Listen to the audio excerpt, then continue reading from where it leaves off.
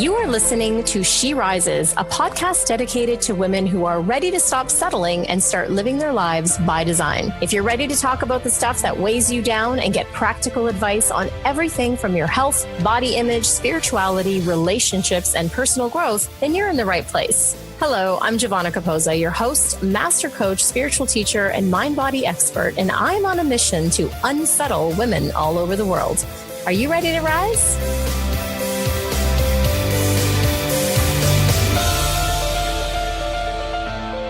Hello, everyone. Welcome back to another episode of She Rises. I am your host, as always, Giovanna Capozza, and I'm here today with Meriflor Toneatto. She is the author of an amazing new book called Money, Manifestation, and Miracles. As the CEO and founder of Power with Soul, she specializes in helping ambitious women entrepreneurs, professionals, and leaders to reach financial prosperity and success while fulfilling their social promise in the world. Her work has been featured internationally in media outlets like Yahoo, Finance, Washington Post, International Business Times, Los Angeles Times, and more. You can find more about her on her website, which we'll have in the show notes. It's meriflor.co. I am so pleased and happy to have this conversation specifically because this tends to be an edgy topic, especially for women. The subtitle to this book is A Guide to Transforming Women's Relationships with Money.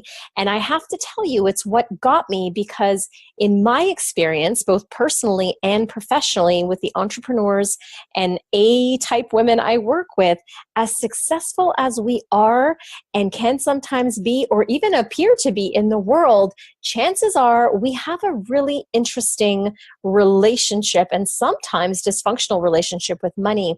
So I particularly love that this book and Meriflor's work is dedicated to women. I can't wait to dive into this conversation. I hope you enjoy it. And as always, the conversation can continue after the show. You can get us on our Facebook tribe on Facebook called She Rises Tribe, or you can just head on over to SheRisesPodcast.com and comment in the notes for this show. Without further ado, here we go. Meriflor, welcome to She Rises. I am beyond excited to have you and this topic on the show today. How are you? Oh my God, I'm so excited to be here. Thank you so much, Giovanna, for having me. Absolutely. I always get excited when I have a fellow Canadian and let alone a fellow Torontonian on the show today. I know. That's a very, very wonderful surprise. Yeah, it's beautiful. So I was telling you before we started recording that I absolutely love your book. I'm sort of knee deep in it at the moment and just sort of taking notes. And when it arrived and I saw the title, I thought, this is perfect. I love in particular that you speak about this topic, but you speak to women about it. And it's interesting because I've noticed that women have a very different relationship often with their finances and money than men do. So this really, really appealed to me. And I wonder if you could share with our listeners, like, how did you get here? How did this come to be? What's the story behind this? Sure. Well, it's one of these situations where we teach best what we most need to learn. And absolutely. So for me, how it all started was really in my early 20s when I left a marriage that was really challenging, and I had a 4-month-old baby to support and make a good life for us. And that was a really scary time in my life around money. And we were basically living from paycheck to paycheck.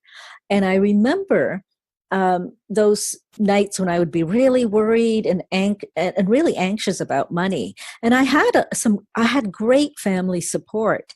At the same time, though, I knew that I had to get myself out of this. It wasn't going to be anybody else's decision but mine. And I remember one night in particular when I remember thinking that if I was ever in a position and in a situation where I could help empower women, especially with money, I would do it. But sitting from that place, I didn't know how that was going to happen. I had no clue what the next step was even, but I had that dream in mind. And then over the years, I completely reinvented my life. I found my soulmate, and we started a wonderful life together. I went back to grad school, and I ended up in really great corporate positions and leadership roles, and went up the corporate ladder, and a lot of all the bells and whistles with wealth came with that. And over the years, though, I never forgot that help that I wanted to give women. And then when I decided to leave corporate at the height of my career, because it just wasn't fulfilling anymore, so I decided to leave, and then I started to work with women. I was a certified coach by that point. And then sooner or later, the conversation would turn to money. And it was either a source of anxiety or fear, or it connected with their self-confidence and their self-worth. So then I started to see this real big long pattern here, and I thought, you know what, I'm going to start creating programs to help women and so forth. And then it started to grow from there. Even more women started to come, and even younger women, like as young as 15, wanting to really feel empowered with their relationship with money and their mindset. And so I thought, I remembered again that promise I had made all those years ago, that if I was in a position to help empower women, especially with money, that I would do it. So that's where the book came from. Beautiful. Yeah, it came from that experience initially for me, and then experiences with many of my clients and colleagues and friends. And I just knew that, this book can definitely benefit men as well, because I know that many men who interview me on other podcasts, for instance, love it. I mean, some of them are, recommending it to their male friends and colleagues, which is fabulous. And yet at the same time, I know that there is this very, very unique relationship that women have with money, and that's and it's. I really want to help change the current state of affairs for women, because we're not doing as well as we could be in this area. Yeah, of course, the principles that you speak about, and the exercises even that you take people through, they're universal. Everyone could apply them. Why do you think it is that women have this? There's a different kind of relationship with women and money, and almost, I would use the word, a level of disempowerment. Like, what do you think that that's about?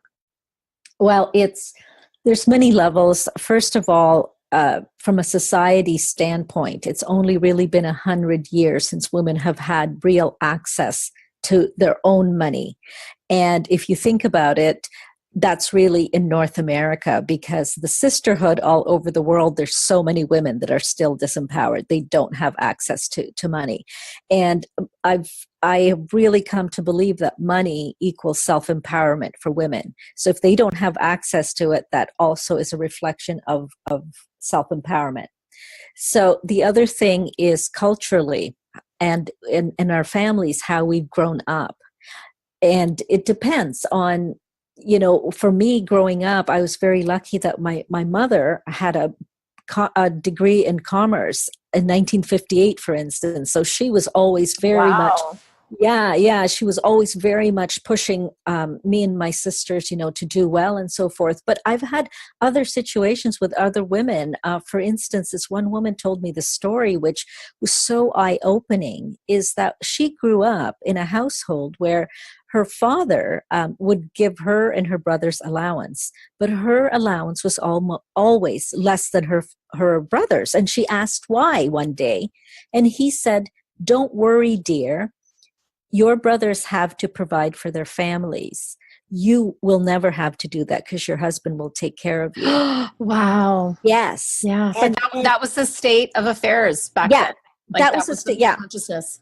Exactly. And what ended up happening was that she, for many, many years, ended up under-earning. She called herself a chronic under-earner because, she, on a mindset level, she didn't want to disrespect her father.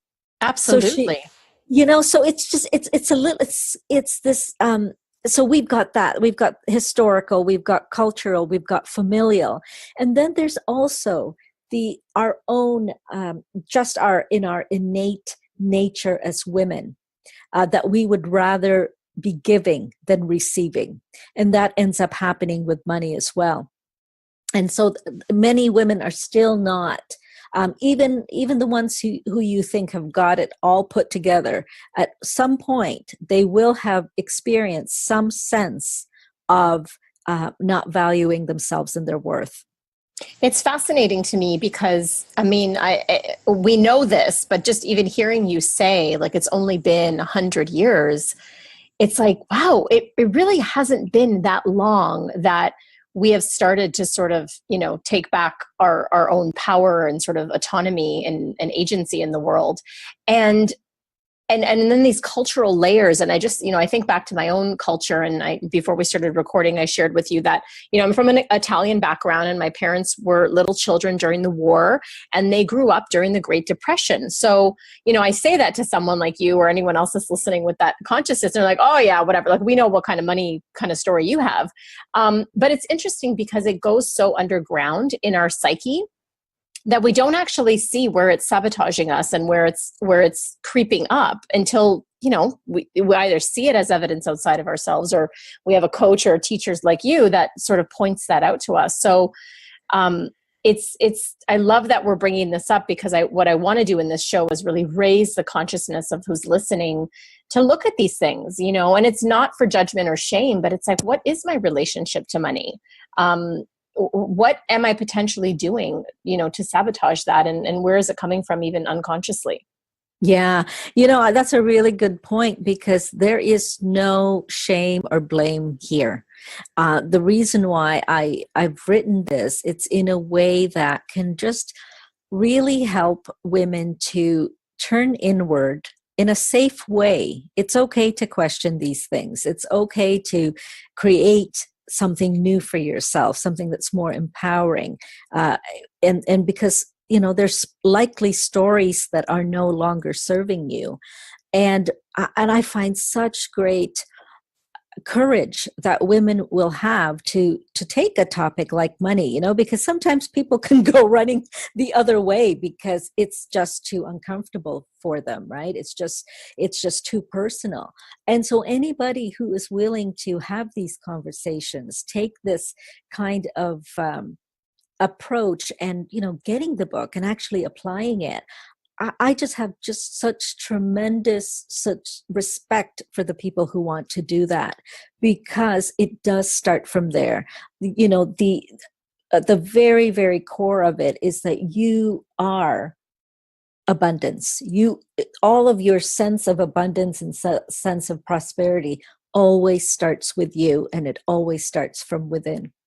Absolutely. And I love that you, sort of highlighted the shame piece, because I find with all of us, it's not just women, but especially, because mainly the business coaching that I do is women in entrepreneurship. And when we don't have our money stuff together, it's the greatest source of like embarrassment and shame. And, I'm speaking for myself personally too. Like, there's been times where I've struggled, and I'm almost like, you don't even ask for help because you're so like, I should know this. There's this idea of like, I should know this, I should have this together. And then there's this interesting kind of avoidance that I see happening with people. It's like, oh, I don't even want to look at the numbers. Like, I don't even want to know what it is. I just want to avoid what it looks like. And that doesn't work either, does it? No. I mean, and this is really interesting, because I say in this book, and I was very, very pointed in saying this, is that if you can do all the financial literacy, you can read all the books of how to manage money and all of that, but if you haven't taken care of your actual relationship with money on some level, that will hold you back. Because your mindset, which what I call is your prelude to actions, whatever that is going to dictate the behavior and the decisions anyways. So it's like this domino effect. And so really getting this taken care of is especially for somebody in business, is like a 101. Yeah. Because it's really foundational. And I work with all sorts of people in various levels of income and successes and phases in their careers or their business. And what ends up happening is, at some point, they still have to go back to this. They still have to refer to it, is because it wasn't taken care of originally. Absolutely. And so So I'm so happy that this book is out there in the world and that it can serve so many people.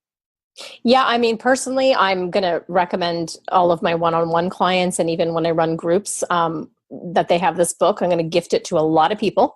Oh, thank you. Thank Yeah, you. because it is really important to sort of get this. And what I find, and I found this with myself personally, is that the money issues, whatever they are just sort of emblematic of other issues that are going on, in that if there's scarcity in one area, chances are that you are applying that sort of scarcity thinking in other areas of your life. Oh, for sure. This is such a very, very important topic, and I'm so glad that you raised this, is because money is a mirror to how we are in other parts of our lives.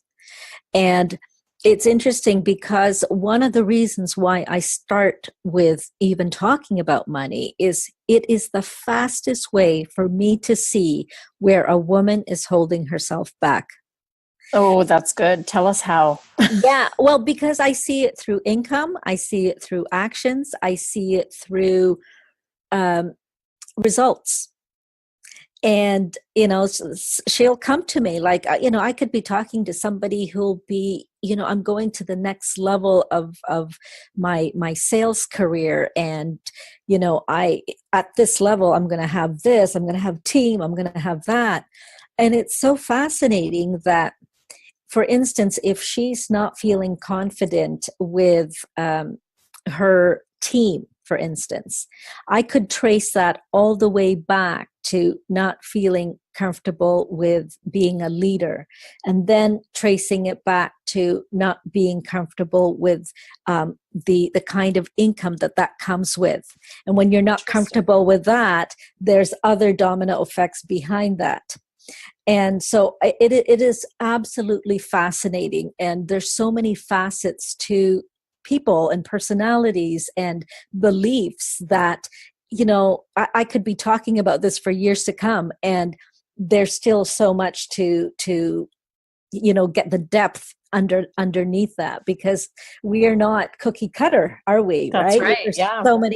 so many dimensions, and so I just find it fascinating.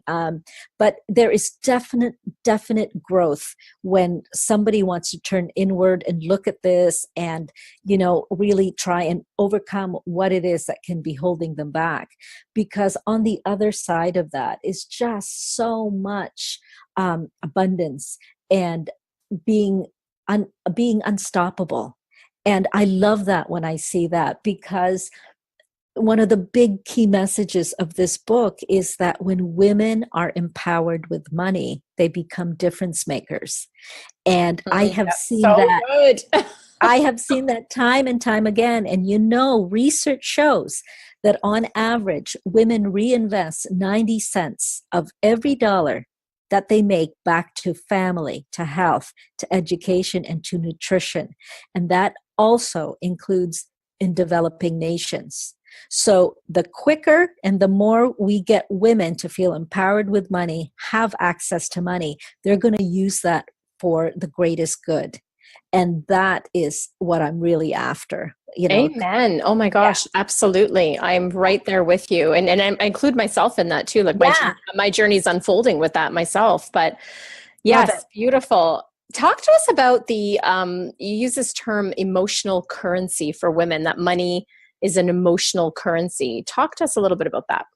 Yes. Well, I frame it that way is because money is so strongly connected to our emotions as women. So money is emotional currency because it's closely tied to our sense of self-worth, self-confidence, our feeling of having that sense of, do I deserve it?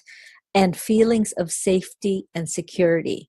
And that is huge for women, security.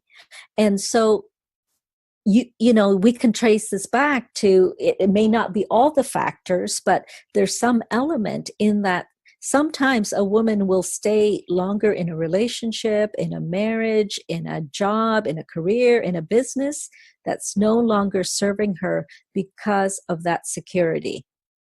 And I Guilty. yeah, yeah. I Guilty. mean, you know what? I totally can understand. And we've all done that on some level, for sure. And it's really interesting to understand why that is. It's not that there's anything wrong with you. These are things that I think the kind of the women in relationship and what it really means with money is a universal conversation. And so on some level, we've all done this, right? And it's great that we can have these open conversations. And, as Maya Angelou once said, when we know better, we do better. Absolutely. I love in your book how you have sort of interspersed with the lessons and the learning, you have these individual stories of the different women that you helped. And I mean, it's so funny, in particular in the chapter that you do talk about emotions. I've dog-eared the page that says guilt. Because Yes. I mean, I've experienced this myself, and I've heard it with women. I mean, I've coached women, who have not yet become clients, and we're sort of in that preliminary process of just developing a relationship. And when it came to the, let's continue working together and help you get to this dream that you want to create, I've heard so many women feel guilty to spend the money on something for themselves. And in this case, it was coaching, but I've seen that across the board. I've done it myself where I feel bad. I feel guilty. I find myself not spending because I feel bad to spend. And don't you find that is like probably the heaviest emotion around money? Like that's been my experience. Yeah. There's four for our listeners. There's four big emotions. Yeah. That was just the one that I dog-eared. Yeah. I mean, yeah. I don't know why. Well, it's so funny too, Giovanna, because of the fact that any of those four, there's one that's going to be really prevalent, and yours is guilt because you dog-eared that one, right? But there's fear, there's guilt, there's shame, and there's anger. Those are the four main ones, and I mean, we could even include blame, but blame goes with anger really well too. Mm-hmm. But yeah, I mean, and these all happen in variations. But to get to your point about guilt, it is a big one for women around money. And it doesn't even really have to be money, because we know, or we have seen at some point, where there are some women that because they have guilt, that can actually overgive. And sometimes that gets to the point of really depleting themselves. And then everybody else has what they need, but they don't. They don't, yeah. And then there's these secret resentments that start to form.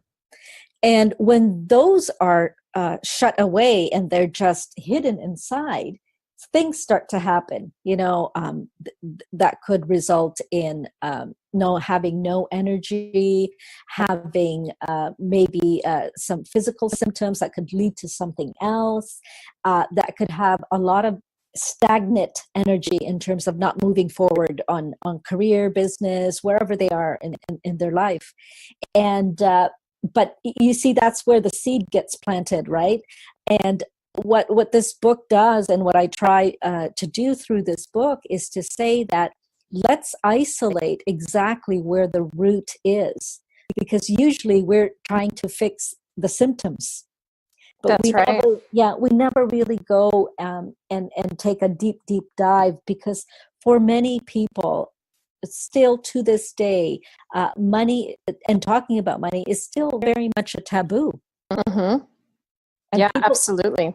People just aren't comfortable with it. Like I put in the book, I had this funny kind of story where I share that if you got invited to a social situation for dinner, and you came there and you started asking your hosts and all the people there, how much do you make? How much do you have in the bank? I can guarantee you're likely never going to be invited back. Never. It's that, I mean, it's so fascinating, because we see like reality TV, all of that, people talking about the innermost fears and their sex lives, everything. And many don't want to talk about money. Interesting. Well, you gave me a really interesting insight and takeaway when we were talking about the emotions, because I was thinking that guilt was my biggest one. And actually, as you were talking, I realized that the underlying underneath that is the fear, because it's the shoulds. Like I shouldn't spend on that because I need to save for this. So that's interesting, because sometimes I guess they can overlap and layer. Oh yeah. Oh no. Oh, okay. That's Yeah. I got a good hit on that for me. Yeah, that's amazing, because it is. It's like peeling an onion, isn't it? Right?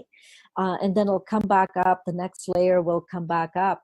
And here's the funny thing about fear too, is that for women, it comes in different disguises. When you were talking about, you know, the word enough, it's interesting because there was a power in women study that was done in the US. And they found that in household incomes of over 200,000 or more, and that's fairly comfortable, many women still feared that one day they would lose it all and become bag ladies. Oh, yes. I don't, You know? yes. I mean, totally. Someone called me on that once, and I was talking to them about fears, and they said, "Let me ask you this: are you the type of person that could have $100,000 comfortably in the bank and still like worry about money?" And I was like, "Oh God, yes." Oh yeah, Totally. yeah, That's totally yeah. No, I've had people with millions, right? And they can't make a decision to spend on something that, you know, for it wasn't even a lot, right? Equivalent to how much they have, and it's absolutely fascinating. It really is. It's so, and you said it before too, like it's layered and it's complex, and there's no cookie cutter thing. But I like, again, I love the way you break it down in the book with um understanding, really, like understanding the limiting beliefs and what to layer on top of that. And this, the word manifestation, I think, has, I've had my issues with it. It's had a bad rap, let's say, in the new age world, but this really is about how to empower someone to take whatever their money story is, because we all have one. Yeah. And it's usually not good. And to transform it. So could you give us, I know it's tough because there's so much in the book, and for everyone listening, we're going to put the link to Meriflor's website and the book there so you guys can buy it. But can you give us one exercise that you found sort of foundational for people to start with? Yeah, sure.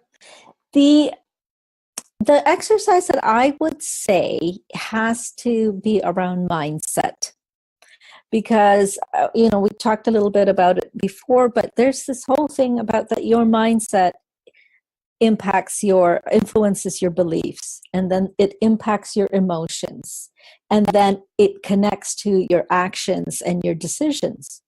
And a lot of people think, oh my God, it takes so long to do this, to change a mindset. And it actually doesn't have to take that long.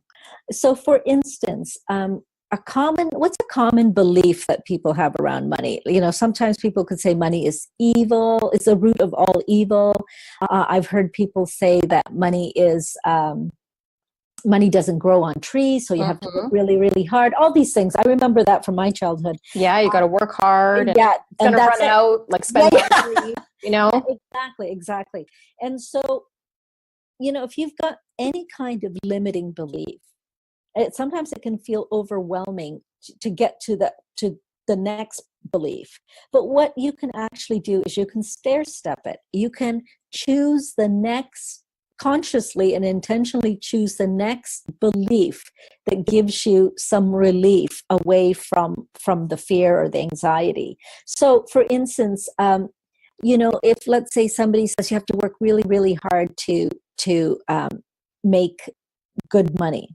And so if you had a perfect situation where you could think, the new belief I'd really love to have is that I can make money with grace and ease.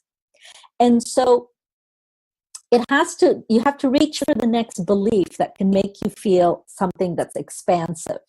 Because what happens is the emotion can follow right after that.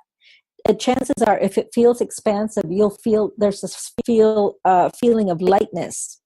And so then you ask yourself, okay, I feel better about this. So now, what do I have to believe for this to be true?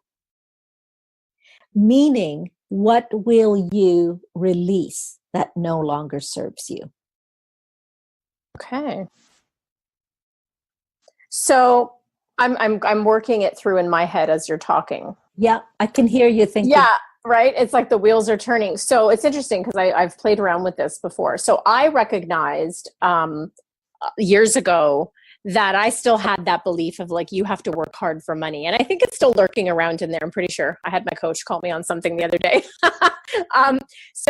You have to work hard for money. So what happened was when I was finally, let's say, working less and earning more, there was this kind of guilt associated to that, right? Like, it's like, oh, I should, like, oh, this is like weird. Like, I should be working harder, and I realized that it was old programming from my parents, my dad in particular. And so what I heard you say is to then pick something that feels better in a sense, right? So yeah. I would change that to, yeah, I would change that to, it's easy and fun creating money doing something I love. Okay. And so how does that make you feel when you say that? Like, it makes me feel excited. Like, oh yeah, that's kind of cool. I can do that. Okay. So that's good, because that means that's expansive. We're always looking for expansion, because when that happens, we're raising our level of vibration. And when we raise our level of vibration, we're actually closer to where we want to be in terms of that, whatever that goal is. Because usually a goal, you have to rise up to get it, right? That's right. And so then for you to have that belief that this could be fun and easy to make money doing what you love, what belief do you have to release? You know what I got? I got something around permission. So maybe it should be like, it's okay to make money easily doing what I love. Yeah. That actually feels more congruent. Yeah. Yeah. Or I give myself permission to. Yes. Yeah. Yes. I give myself permission. Yeah. And really, that's another thing, for women, that's universal for us as well, is giving ourselves permission to be, have, and do what we want, and make it as big and bold and shiny as we want, with no apologies. Yes, absolutely. Well, thank you for giving us all permission to do that, and not just permission, but the tools to do it too. I thank you for being here. I mean, we could talk forever. I definitely know we'll be speaking again. And for everyone listening, grab this book, Money, Manifestation, and Miracles. And Meriflor, thank you so much for being on the show today. It was an honor. Oh, thank you so much, Giovanna, for having me. I'm just very, very grateful. Absolutely. Have a great day, everyone.